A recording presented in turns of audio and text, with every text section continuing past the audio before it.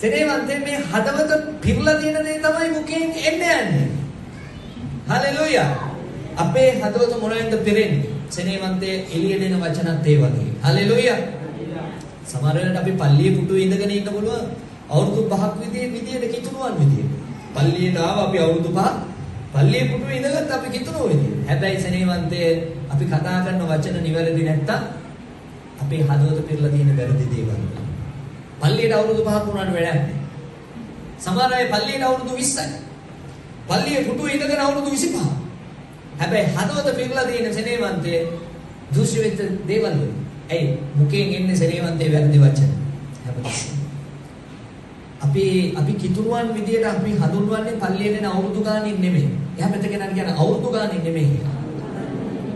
සෙනෙහවන්තේ අවුරුදු 10ක් ඇවිල්ලා ඔබ මේ පුටුවේ ඉඳ ගන්න පුළුවන්. සමහර වෙලාවට ඔබ කිතුරුවෙක් වෙන්නේ නැහැ. මොකද ඔබගේ හදවත දූෂිත නම් වැරදි වචන තමයි ඔබගේ එළියට එන්නේ. හලෙලූයා. ඒ නිසා සෙනෙහවන්තේ ඔබට මිනිස්සෙක් අඳුර ගන්න පුළුවන් කතා කරන වචන වලින්. ඒ නිසා වචන වලට සමන් දෙන්න. එහා පැත්ත කෙනා කියන වචන වලට සමන් දෙන්න. සෙනෙහවන්තේ දැන් කෙනෙක් කතා කරනවා නම් මරපං, කොපං, කොටපං, කහපං, විනාශ කරපං. ඒක කතා කරනවා නම් එයා හැමතිස්සෙම